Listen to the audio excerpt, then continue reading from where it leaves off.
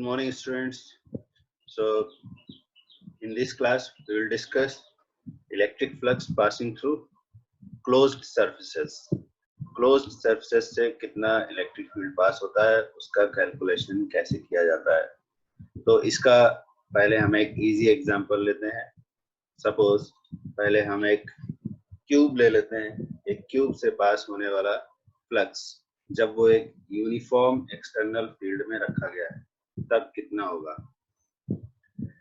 तो मान लो कि हमारे पास एक क्यूब है. Suppose this is our cube. एक क्यूब पहले बना लेते हैं.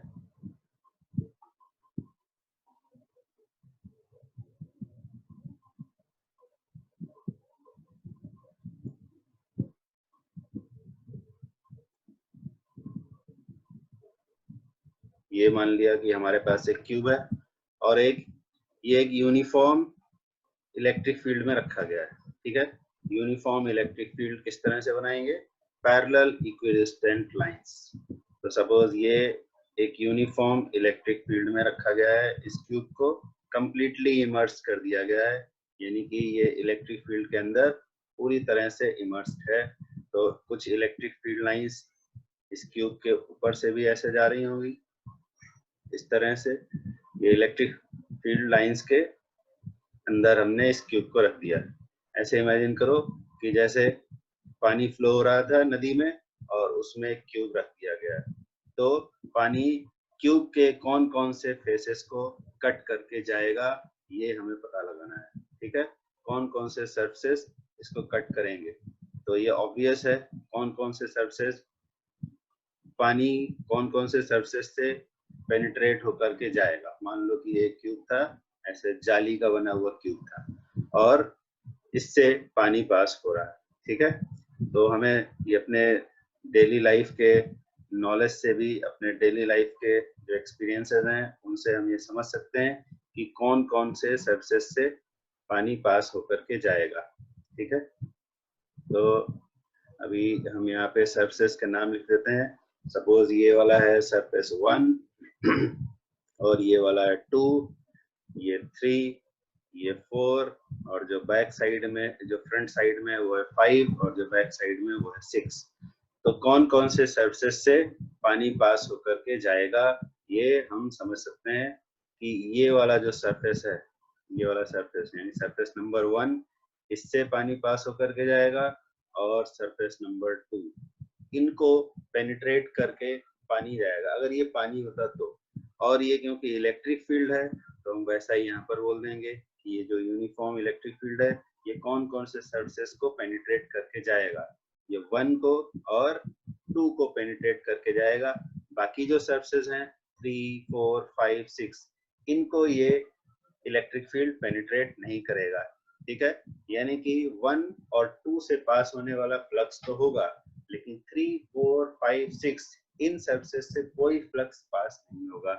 तो ये हमने अपने डेली लाइफ एक्सपीरियंस से अंदाजा लगाया, और अगर चाहें तो हम मैथमेटिकल कैलकुलेशन से भी ये बात को समझ सकते हैं. कैसे समझ सकते हैं? कि अगर हम सभी सरफेस के लिए अगर एरिया वेक्टर और इलेक्ट्रिक फील्ड का डायरेक्शन देखें सभी सरफेस के लिए, तो ये बात आसानी से समझ में आ जाएगी. जैसे 1 नंबर जो है उसका अगर हम आउटवर्ड डायरेक्शन में एरिया वेक्टर बनाएं, आउटवर्ड डायरेक्शन में एरिया वेक्टर सरफेस 1 का इस तरफ आएगा. अगर ये क्लोज्ड बॉक्स है तो हमें आउटवर्ड डायरेक्शन में एरिया वेक्टर बनाना है. तो फर्स्ट सरफेस का एरिया वेक्टर इस तरह से आएगा, इस डायरेक्शन में. तो ये देखें कि इलेक्ट्रिक फील्ड किस तरफ था, इलेक्ट्रिक फील्ड इस डायरेक्शन में था, और एरिया वेक्टर फर्स्ट सरफेस का मान लो S1 है वो इस तरफ आ रहा है. तो S1 और E के बीच में कितना एंगल बन रहा है? E है राइट साइड में और S1 है लेफ्ट साइड में, तो कितना एंगल आ गया? पाई. तो अगर पाई एंगल आया है तो फर्स्ट सरफेस से पास होने वाला फ्लक्स पाई 1 कैसे कैलकुलेट होगा? E dot S1 vector. तो क्या आ जाएगा? E S1 cos pi, and cos पाई की वैल्यू कितनी होती है? cos पाई की वैल्यू होती है -1. तो यहाँ आ जाएगा E S1 with a negative sign. ठीक है. S1 क्या है? फर्स्ट सरफेस का एरिया. तो ये एरिया को हमने S1 को मान लो लिख दिया एरिया ए लिख दिया, कैपिटल ए, ठीक है। लेट S1 इक्वल टू ए, ठीक। तो ये फर्स्ट सरफेस से पास होने वाला फ्लक्स आ गया। ये नेगेटिव क्यों आया है, ये फ्लक्स नेगेटिव क्यों आया, बिकॉज नेगेटिव फ्लक्स का मतलब होता है इनवर्ड फ्लक्स, ठीक है। Negative flux means what, negative flux means inward flux. तो हम ये डायग्राम को देख करके भी समझ सकते हैं ये इनवर्ड फ्लक्स है। अगर लेफ्ट साइड में देखें तो S1 के अंदर की तरफ इलेक्ट्रिक फील्ड आ रहा है। देखो ये इलेक्ट्रिक फील्ड का डायरेक्शन है और S1 लेफ्ट डायरेक्शन में है और E राइट डायरेक्शन में है, यानी कि E बॉक्स के अंदर S1 सरफेस से एंटर कर रहा है, तो वो इनवर्ड फ्लक्स हुआ। और मैथमेटिकली भी हमने देखा यहाँ पर इनवर्ड फ्लक्स की वैल्यू नेगेटिव आ गई, ठीक है। इसी तरह से अब सरफेस नंबर 2 यानी जो राइट फेस है बॉक्स का, उसके लिए अगर फ्लक्स कैलकुलेट करना है तो उसके लिए भी एरिया वेक्टर बनाएंगे। तो सरफेस 2 का एरिया वेक्टर बनाया, ये सरफेस के नॉर्मल डायरेक्शन में एरिया वेक्टर बनाया। इस एरिया वेक्टर का नाम है सपोज S2 वेक्टर।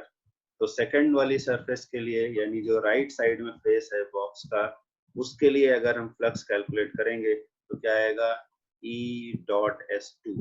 तो E और S2 के बीच में जो एंगल है इस केस में, तो वो एंगल हो जाता है 0 डिग्री। तो ES2 cos 0, cos 0 की वैल्यू क्या हो जाती है 1, तो आ जाएगा ES2। और जैसे S1 है वैसे ही S2 है, क्योंकि क्यूब है ये, तो सारे सरफेस का एरिया सेम है। तो यहाँ पर भी S2 इक्वल टू भी A होगा, तो यहाँ पर आ गया प्लस EA, ठीक है। ये पॉजिटिव फ्लक्स आया। पॉजिटिव फ्लक्स क्यों आया, मैथमेटिकली भी देख सकते हैं पॉजिटिव क्यों आया और डायग्राम में भी देख सकते हैं। डायग्राम में भी देख कर पता चल रहा है कि पॉजिटिव फ्लक्स क्यों आया, क्योंकि ये फ्लक्स इलेक्ट्रिक फील्ड का डायरेक्शन देखो, यहाँ इस वाले सरफेस में इलेक्ट्रिक फील्ड का डायरेक्शन बाहर की तरफ है, यानी कि आउटवर्ड फ्लक्स है। तो पॉजिटिव फ्लक्स का मतलब हुआ आउटवर्ड फ्लक्स, ये हम लोग पहले भी सीख चुके हैं।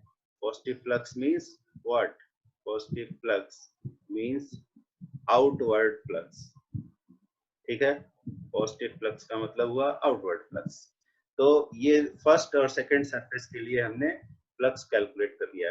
ऐसे ही third, fourth, fifth, sixth surface के लिए अगर देखें तो थर्ड वाले सरफेस के लिए एरिया वेक्टर किधर आएगा, इस तरह से आएगा। देखो थर्ड सरफेस के लिए एरिया वेक्टर इधर आया, ये मान लो S3 वेक्टर। तो यहाँ डायग्राम से पता चलता है कि एरिया वेक्टर और इलेक्ट्रिक फील्ड वेक्टर के बीच इस वाले केस में एंगल है π/2। तो π/2 एंगल होने से अगर फ्लक्स कैलकुलेट करते हैं तो E डॉट S3 तो आ जाता है ES3 cos π/2, cos π/2 is 0। तो flux passing through third surface is 0। और डायग्राम से भी दिखाई दे रहा है कि जैसा सरफेस है और इलेक्ट्रिक फील्ड का डायरेक्शन है, तो electric field obviously will not penetrate the surface S3। Surface S3 के पैरेलल में इलेक्ट्रिक फील्ड चला जाएगा और इसलिए इलेक्ट्रिक फील्ड S3 सरफेस को पेनिट्रेट ही नहीं करेगा। सिमिलरली सरफेस नंबर 4 के लिए अगर एरिया वेक्टर बनाया तो वो इस तरह से आएगा, नीचे की तरफ आउटवर्ड नॉर्मल बनाया जाता है सभी जगह। तो S4 एरिया वेक्टर इधर आया और यहाँ पर भी इलेक्ट्रिक फील्ड ऐसे जा रहा है, तो इस केस में भी इलेक्ट्रिक फील्ड सरफेस को पेनिट्रेट नहीं करेगा क्योंकि एंगल है π/2 एरिया वेक्टर और फील्ड के बीच में। तो अगर 4 सरफेस के लिए फ्लक्स कैलकुलेट किया हमने तो E डॉट S4 तो क्या आ जाएगा, ES4 cos π/2, again it is 0। तो मैथमेटिक्स और जो डायग्राम में दिखाई दे रहा है दोनों ही बातें मैच करनी चाहिए, जो कि यहाँ पे कर भी रहे हैं। अब फिफ्थ सरफेस और सिक्स्थ सरफेस के लिए भी वैसे ही होगा। फिफ्थ सरफेस ये फ्रंट साइड में जो है वो फिफ्थ सरफेस है। तो फिफ्थ सरफेस के लिए अगर हम एरिया वेक्टर बनाते हैं, सपोज ये हमने एरिया वेक्टर बनाया सामने वाली सरफेस के लिए, तो इस डायग्राम में तो ऐसे ही दिखाई देगा, 2 डायमेंशनल डायग्राम है। बट यू कैन इमेजिन कि जो फ्रंट साइड में सरफेस है उसके लिए अगर एरिया वेक्टर बनाएंगे तो वो आउटवर्ड नॉर्मल इस तरह से होगा। ये S5 एरिया वेक्टर हो गया, S5 एरिया वेक्टर है, फिर से लिख देते हैं S5। S5 एरिया वेक्टर किधर होगा? जो तुम्हारा मोबाइल या लैपटॉप है उसके स्क्रीन में बाहर की तरफ निकला हुआ होगा S5। तो S5 और इलेक्ट्रिक फील्ड के बीच में फिर से कितना हो जाएगा डायरेक्शन, एंगल कितना हो जाएगा? इलेक्ट्रिक फील्ड तो ऐसे जा रहा था, सभी जगह इस तरह से जा रहा है, तो ये जो एंगल बन रहा है S5 और E के बीच में, ये भी कितना होगा? π/2 होगा। ठीक है, ये एंगल भी π/2 हो जाएगा। तो अगर हम इस सरफेस के लिए फ्लक्स कैलकुलेट करें, फिफ्थ सरफेस के लिए, तो आएगा E dot vector S5, again E S5 cos π/2, so again it is 0. Similarly sixth surface जो बैक साइड में है क्यूब के, उसके लिए भी अगर हम एरिया वेक्टर का डायरेक्शन देखेंगे तो वो भी इलेक्ट्रिक फील्ड के परपेंडिकुलर आएगा। तो यहाँ भी हो जाएगा ES6 cos π/2, again it is 0। ठीक है, तो इस तरह से हमने सभी सरफेसेस के लिए, क्यूब के सभी जो फेसेस हैं, ऑल 6 फेसेस, सबके लिए इलेक्ट्रिक फ्लक्स कैलकुलेट किया और पता चल गया किस सरफेस के लिए कितना आएगा। अब अगर कोई पूछे कि पूरी जो क्लोज्ड सरफेस है, बॉक्स की कंप्लीट क्लोज्ड सरफेस, उससे पास होने वाला नेट फ्लक्स कितना है, तो सारी सरफेस से पास होने वाला नेट फ्लक्स कितना है? तो फ्लक्स क्योंकि एक स्केलर क्वांटिटी है, तो इसको डायरेक्टली ऐड या सब्ट्रैक्ट किया जा सकता है। ठीक है, वेक्टर होता तो हमें डायरेक्शंस भी कंसीडर करने पड़ते, बट ये स्केलर क्वांटिटी तो सीधे सीधे ऐड कर देंगे, तो हमें net flux passing through the closed surface पता चल जाएगा। φ1 plus φ2 plus φ3 plus φ4 plus φ5 plus φ6, सबको ऐड कर दिया। तो φ1 और φ2 की वैल्यू थी कितनी? माइनस EA, और φ2 की वैल्यू थी प्लस EA, और बाकी सब तो 0 ही थे। ठीक है, तो अल्टीमेटली अगर हम देखें तो नेट फ्लक्स ये सरफेस के लिए तो पहले से ही 0 था, लेकिन जब नेट फ्लक्स हमने निकाला तो सरफेस 1 और सरफेस 2 का फ्लक्स भी माइनस EA प्लस EA, ये भी मिलकर के हो गया 0। ठीक है, तो ऐसा क्यों हुआ? क्योंकि सरफेस के एक तरफ से, ये जो क्लोज्ड क्यूबिकल सरफेस था, उसके एक तरफ से इलेक्ट्रिक फील्ड एंटर किया और दूसरी तरफ से बाहर निकल गया, और नंबर ऑफ फील्ड लाइंस भी बराबर ही था, क्योंकि ये एक यूनिफॉर्म इलेक्ट्रिक फील्ड है। तो और सरफेस एरिया भी दोनों साइड में सेम है, जितना लेफ्ट साइड में उतना राइट साइड में, क्योंकि क्यूबिकल सरफेस है। तो जितना फ्लक्स लेफ्ट साइड से एंटर किया उतना ही फ्लक्स राइट साइड से बाहर चला गया, तो नेट फ्लक्स हो गया 0। तो ये क्लोज्ड सरफेस का एग्जांपल था, इसमें हमने देखा कि नेट फ्लक्स 0 हो गया जब सरफेस पूरी तरह एक यूनिफॉर्म इलेक्ट्रिक फील्ड के अंदर इमर्स कर दिया गया है। ठीक है, अगर कोई तुमसे बोलता कि इस क्यूब का ये वाला सरफेस, लेफ्ट साइड वाला सरफेस खोल दिया गया, जैसे बॉक्स में ढक्कन होता है, बॉक्स में ढक्कन होता है, वैसे ही फर्स्ट और सेकंड सरफेस में से किसी एक साइड को खोल दिया जाए, तो क्या होगा? क्या तो भी फ्लक्स 0 होगा? तो उस केस में आंसर होगा कि तब फ्लक्स 0 नहीं होगा। ठीक है, देखो अभी बताते हैं डायग्राम।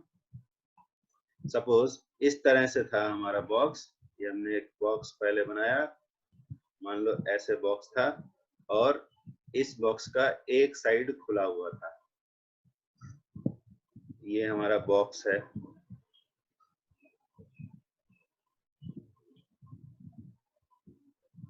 तो अगर बॉक्स ऐसे होता, लेफ्ट साइड वाला सरफेस मान लो कि खुला हुआ था, इस तरह से था बॉक्स।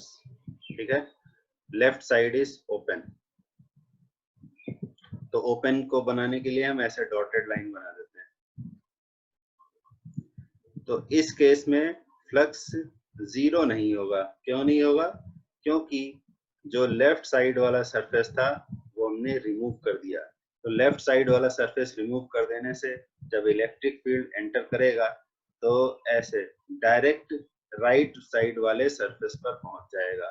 इलेक्ट्रिक फील्ड डायरेक्ट इस सरफेस को पेनिट्रेट करके बाहर निकलेगा।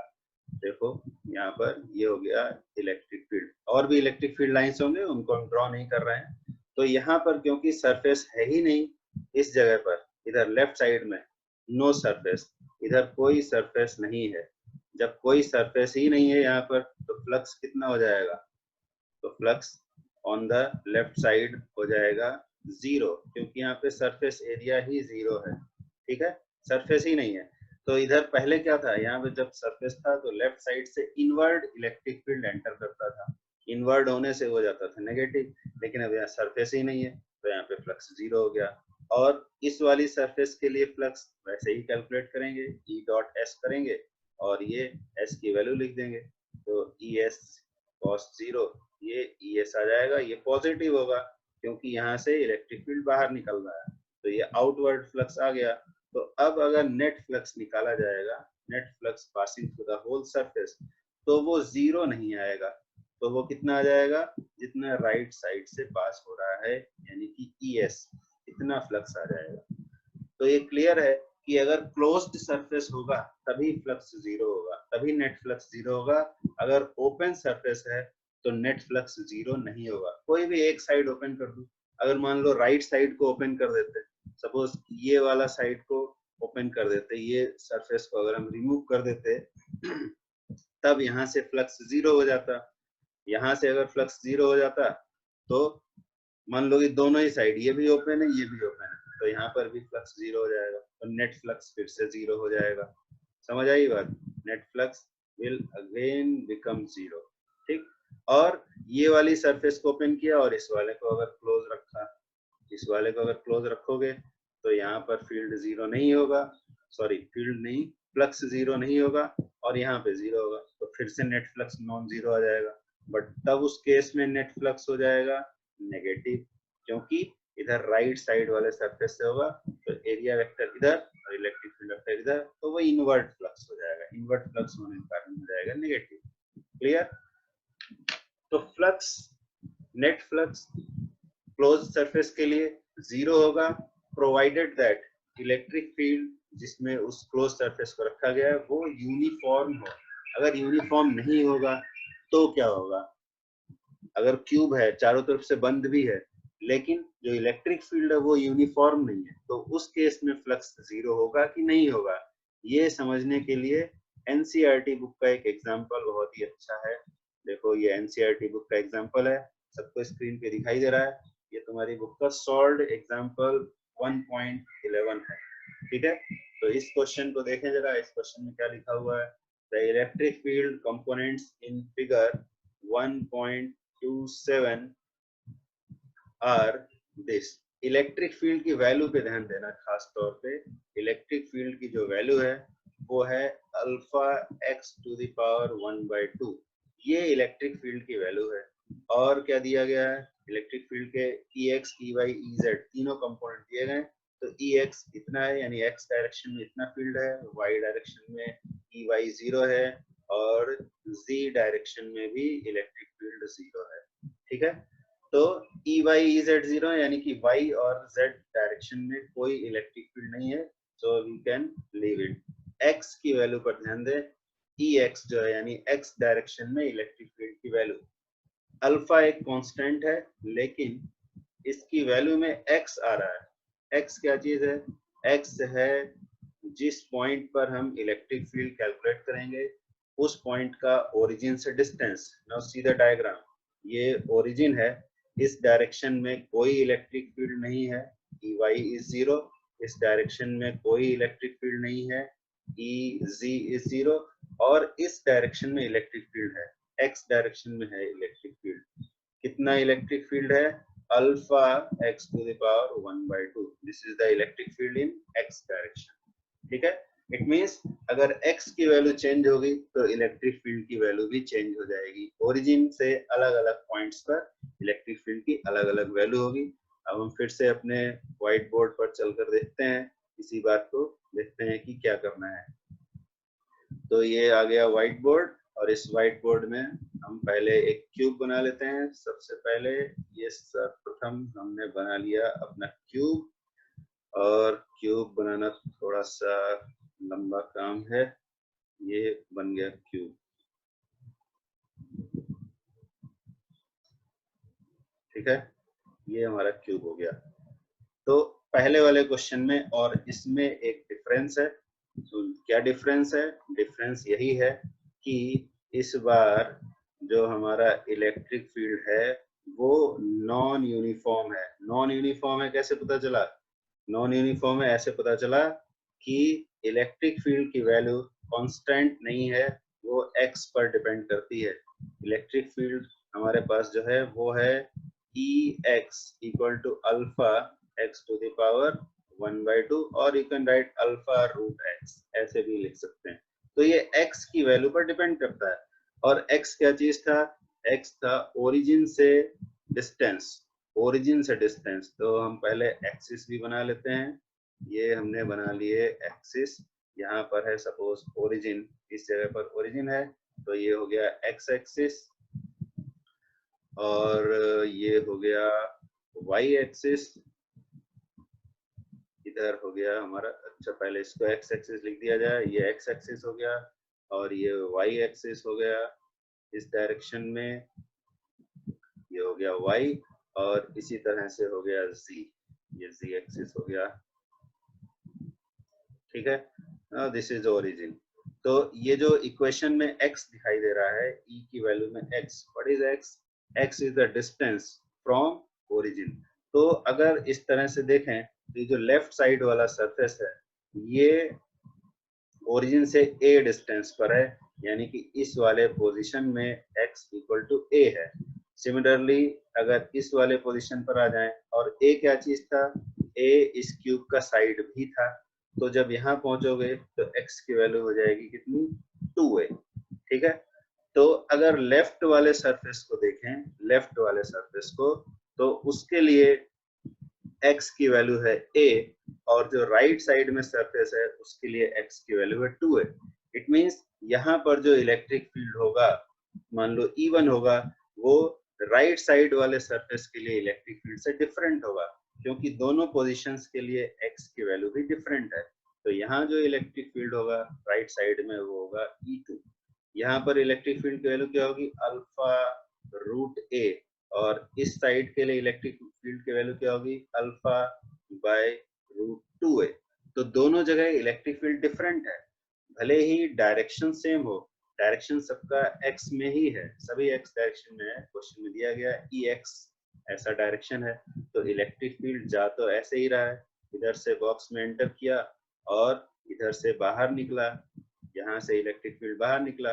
लेकिन भले ही डायरेक्शन सेम है बट दोनों जगह इलेक्ट्रिक फील्ड की वैल्यू डिफरेंट है, because value of electric field is alpha root x। ठीक है, तो अगर फ्लक्स का कैलकुलेशन किया जाए तो इस वाले सरफेस के लिए, लेफ्ट साइड वाले सरफेस के लिए एरिया वेक्टर इधर आएगा और राइट वाले सरफेस के लिए एरिया वेक्टर इधर आएगा।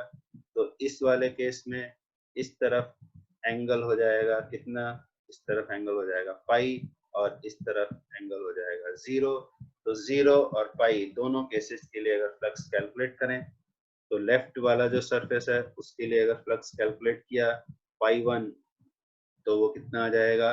लेफ्ट वाले सरफेस के लिए पाई 1 आ जाएगा E1 डॉट S1। ठीक है, S1 क्या है? इस सरफेस का एरिया है S1, तो कितना आ जाएगा? E1 S1 cos 0। ठीक है, तो इस तरफ E1 की तरफ x की वैल्यू क्या थी? a थी। ठीक, cos 0 नहीं, यहाँ पर पाई होगा, सॉरी, cos पाई इज -1, तो माइनस E1 S1। तो E1 की वैल्यू क्या थी? अल्फा रूट a और s, अगर a साइड है क्यूब का तो S1 कितना हो जाएगा? a²। तो इधर इलेक्ट्रिक फील्ड आया माइनस अल्फा, इधर पावर 2, इधर पावर 1/2, तो कितनी पावर हो जाएगी? 2 + 1/2, 5/2। This is phi1। Similarly, if we calculate phi2, what is phi2? Flux passing through the surface on the right side. तो कितना आ जाएगा? E2 डॉट S2 और दोनों के बीच में एंगल है 0, तो E2 S2 cos 0 तो आ जाएगा कितना? प्लस E2 S2 और E2 की वैल्यू क्या है? अल्फा रूट 2a और S2 कितना होगा? a²। तो यहाँ आ जाएगा alpha root 2 a to the power 5/2। ठीक है, और बाकी जो सरफेसेस हैं उनके लिए क्या होगा? बाकी सरफेस के लिए इसके लिए एरिया वेक्टर इधर होगा जो कि इलेक्ट्रिक फील्ड के परपेंडिकुलर डायरेक्शन में है तो फ्लक्स जीरो। इस सरफेस के लिए भी एरिया वेक्टर आउटवर्ड नॉर्मल इधर बनाया तो इसके लिए फ्लक्स जीरो। जो फ्रंट साइड में सरफेस है उसके लिए भी इलेक्ट्रिक फील्ड और एरिया वेक्टर के बीच एंगल π/2 तो फ्लक्स जीरो। और जो बैक साइड में सरफेस है उसके लिए भी इलेक्ट्रिक फ्लक्स हो जाएगा जीरो, बिकॉज इलेक्ट्रिक फील्ड और एरिया वेक्टर के बीच में इन सरफेस के लिए एंगल कितना है π/2 है। इस सरफेस के लिए भी π/2 एंगल, कौन सा एंगल, ये वाला एंगल, और इस सरफेस के लिए भी एंगल कितना है π/2। तो अल्टीमेटली फ्लक्स दो ही सरफेस के लिए बचेगा, लेफ्ट और राइट वालों के लिए। लेकिन इस बार फ्लक्स सेम नहीं है। देखो ये राइट साइड, लेफ्ट साइड में इतना फ्लक्स और राइट साइड में इतना फ्लक्स, तो दोनों की वैल्यू डिफरेंट है। इसलिए जब नेट फ्लक्स निकाला जाएगा तो वो आ जाएगा जीरो। ठीक है, तो पहले जो हमने एग्जांपल डिस्कस किया और ये जो एग्जांपल डिस्कस किया, दोनों में क्या डिफरेंस है? दोनों में ये डिफरेंस है कि दोनों ही केसेस में हमने क्यूबिकल सरफेस किया, क्यूबिकल क्लोज्ड सरफेस, ठीक है, और इलेक्ट्रिक फील्ड में उसको कंप्लीटली इमर्स कर दिया। इमर्स कर दिया का मतलब ऐसे समझ सकते हो, जैसे अभी बताया था कि अगर नदी में पानी फ्लो हो रहा है और उसके अंदर अगर हम एक क्यूबिकल सरफेस को रख दें तो वैसा इमेजिन कर सकते हैं। तो पहले वाले एग्जांपल में क्या हुआ कि इलेक्ट्रिक फील्ड यूनिफॉर्म था, यूनिफॉर्म होने से जितना इनवर्ट फ्लक्स था उतना ही आउटवर्ड फ्लक्स हो गया, क्योंकि इलेक्ट्रिक फील्ड भी सेम है और एरिया भी सेम है। बट इस वाले केस में क्या हुआ कि एरिया तो दोनों तरफ सेम था, लेफ्ट और राइट में, लेकिन इलेक्ट्रिक फील्ड नॉन यूनिफॉर्म था। इलेक्ट्रिक फील्ड नॉन यूनिफॉर्म होने से फ्लक्स हो गया नॉन जीरो। एक तरफ जितना फ्लक्स एंटर किया दूसरी तरफ उतना फ्लक्स बाहर नहीं आया। ठीक है, नेट फ्लक्स जीरो क्यों हो जाता है? ये पिछले वाले एग्जांपल में बताया गया था कि लेफ्ट साइड में और राइट साइड में, जैसे इस वाले क्वेश्चन में क्या हुआ, इस वाले क्वेश्चन में देखो जैसे इसमें कैलकुलेट किया हमने E1.S1 और E2.S2, वहां पे भी वैसे ही किया था। तो उस केस में क्या हुआ था, E1 और E2 दोनों सेम थे, जो पिछला एग्जांपल था उसमें, और उसमें E1 E2 भी सेम थे। जैसे सरफेस एरिया यहाँ पर सेम दिखाई दे रहा है ए स्क्वायर, बट इलेक्ट्रिक फील्ड यहाँ है α√a और यहाँ पर है α√2a। तो डिफरेंट इलेक्ट्रिक फील्ड होने की वजह से फ्लक्स डिफरेंट हो गया, ∅1 ∅2 डिफरेंट हो गए, इधर माइनस इतना और इधर प्लस इतना। लेकिन जो पिछला एग्जांपल किया था उसमें इलेक्ट्रिक फील्ड भी सेम था, एरिया भी सेम था, फील्ड भी सेम था। तो इधर से जो फील्ड एंटर करता है वो इनवर्ट फ्लक्स बनाता है और इधर जो फील्ड निकलता है बाहर वो आउटवर्ड फ्लक्स बनाता है। Inward flux is negative, outward flux is positive. तो अगर फ्लक्स इनवर्ड और आउटवर्ड दोनों इक्वल हैं तो उनका नेट जीरो हो जाएगा, और अगर अनइक्वल हैं तो वो नॉन जीरो होगा, जैसा कि इस एग्जांपल में हमने देखा। तो क्लोज्ड सरफेस से पास होने वाला फ्लक्स जीरो हो भी सकता है और नहीं भी हो सकता है। कब जीरो होगा? जब वो यूनिफॉर्म फील्ड में रखा गया है। नॉन यूनिफॉर्म फील्ड में रखा गया है तो भी क्लोज सरफेस होने पर भी इलेक्ट्रिक फ्लक्स जीरो नहीं होगा। ठीक है, और फील्ड यूनिफॉर्म है बट सरफेस क्लोज्ड नहीं है तो भी फ्लक्स जीरो नहीं होगा। उसका एग्जांपल भी बताया गया था इससे पिछले वाले डिस्कशन में। तो इस तरह से हमने देखा कि क्लोज्ड सरफेस के लिए फ्लक्स का कैलकुलेशन कैसा होगा। तो ये जो सरफेस था एक रेगुलर टाइप का सरफेस था। अगर सरफेस इररेगुलर होता, मतलब क्यूब या क्यूबॉइड इस तरह का नहीं होता, कोई भी रैंडम सरफेस अगर हम ले लेते, सपोज हमने कोई ऐसा सरफेस ले लिया जिसका कोई वेल डिफाइंड शेप नहीं है, मान लो कि ऐसा एक टेढ़ा मेढ़ा सा सरफेस हमने ले लिया, ठीक है, आलू टाइप का सरफेस, ये एक आलू है मान लो, और इसके लिए अगर फ्लक्स कैलकुलेट किया जाए, ठीक है, तो इस आलू टाइप के सरफेस को हमने एक इलेक्ट्रिक फील्ड में रख दिया, यूनिफॉर्म इलेक्ट्रिक फील्ड में सपोज हमने रखा, तो ये हमारा यूनिफॉर्म फील्ड है। इस यूनिफॉर्म फील्ड में हमने इस सरफेस को रख दिया, आलू टाइप के सरफेस को हमने डाल दिया इस सरफेस, इस इलेक्ट्रिक फील्ड में। ठीक है, तो ऐसे ही और भी इलेक्ट्रिक फील्ड लाइंस बना लेते हैं जो इस आलू को पेनिट्रेट करके बाहर जा रहे हैं, ऐसा दिखाई देगा। इधर से मान लो इलेक्ट्रिक फील्ड एंटर कर रहा है ऐसे इलेक्ट्रिक फील्ड एंटर कर रहा है इस आलू टाइप के सरफेस में, और इस तरफ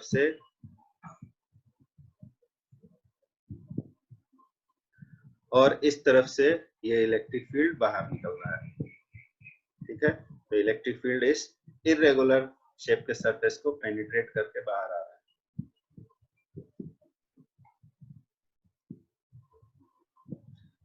ठीक, तो अब देखें इसमें क्या होगा, इसमें फ्लक्स का कैलकुलेशन कैसे करेंगे। तो पहले जो फ्लक्स का कैलकुलेशन था, सिंपली हम ई डॉट एस कर देते थे। ई यूनिफॉर्म था, उसकी वैल्यू गिवन थी, और एस भी यूनिफॉर्म था, तो उसकी वैल्यू भी हमें पता रहती थी। लेकिन अगर इर्रेगुलर टाइप का सरफेस है तो फ्लक्स का कैलकुलेशन कैसे होगा, तो इसके लिए हमें इंटीग्रेशन मेथड यूज करना पड़ता है। तो हम उसके लिए क्या करते हैं, एक स्मॉल सरफेस एरिया लेते हैं। सपोज ये कोई दूसरा सरफेस है, ये इस एग्जांपल में दिया गया वो नहीं, कोई दूसरा सरफेस है जो कि कर्व्ड है।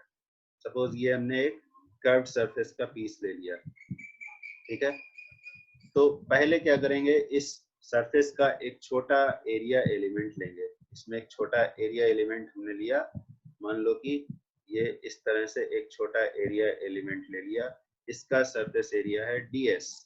अब इस ds एरिया के लिए पहले हमें एक आउटवर्ड नॉर्मल एरिया वेक्टर बनाएंगे। ये हमने आउटवर्ड नॉर्मल एरिया वेक्टर बना दिया ds, ये ds वेक्टर हो गया। और इलेक्ट्रिक फील्ड सपोज इस एरिया वेक्टर से थीटा एंगल पर जा रहा है, मान लो इस तरह से जा रहा है इलेक्ट्रिक फील्ड। तो क्या करेंगे, इस सरफेस के लिए, ये जो पूरा सरफेस है एस है, इसके लिए हमें फ्लक्स कैलकुलेट करना है। तो कैसे कैलकुलेट होगा, पहले इस स्मॉल एरिया से पास होने वाला फ्लक्स कैलकुलेट करेंगे।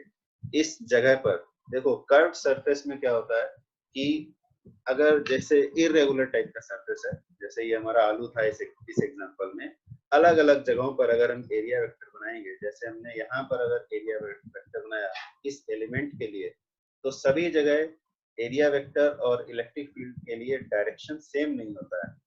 यहाँ पर अगर नॉर्मल हमने बनाया, आउटवर्ड नॉर्मल, तो इस तरह से आएगा ds। अगर किसी दूसरी जगह पे, अगर मान लो यहाँ पर हमने एरिया वेक्टर दिया था, तो इस जगह जो एरिया वेक्टर का डायरेक्शन होगा वो ऐसे कुछ आएगा।